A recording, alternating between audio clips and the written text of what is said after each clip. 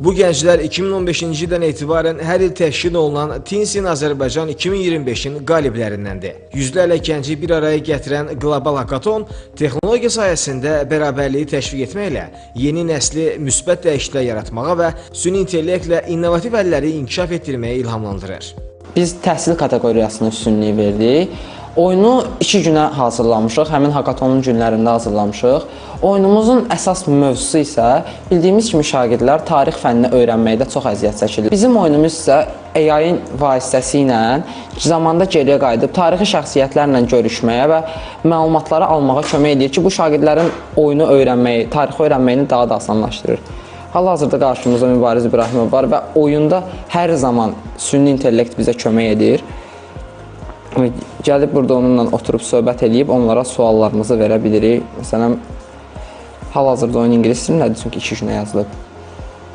Burada gördüyünüz kimi bizimlə danışır və daha başqa tarixi şəxslərlə danışmaq, eyni şəkildə AI-ın özü ilə də danışmaq mümkündür. Komanda hazırda mayda keçiriləcək Beynəlxalq Robotexnika Olimpiyadasına ciddi hazırlaşırlar. Gənclər mexatronika modulu üzrə biliklərini inkişaf etdirirlər. Bu 3 ay ərzində tələbələrimiz bütün bu mexatronika və robotexnika modulunun sirlərini öyrənəcəklər. Mikrokontroller nədir, elektronik dövrələr nədir? Tələbələr Artificial Intelligence üzrə qalib oldular və bütün bu öz süni intellekt bacarıqlarını mexatronika və robotexnika modulu ilə birləşdirərək daha geniş imkanlara yiyələnəcəklər.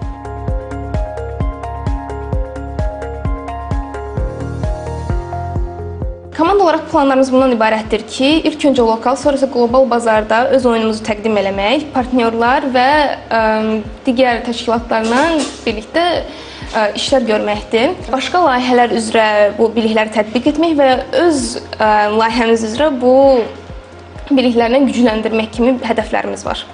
Onların məqsədi və hədəfi eynidir. Aero yarışında qalib gələrək ölkəmizi qlobal miqyasda təmsil etmək. Çünki 7 kateqoriya üzrə keçiriləcək bu yarışmada Mega Sumo və Mini Sumo kateqoriyaları üzrə qalib gələn şəxslər Yaponiyada baş tutacaq müsabiqədə ölkəmizi təmsil etmək hüququ qazanacaqlar. Vüsal Arifsoy, Emin Tağıyev, Səbuy Sadiq, Telesər.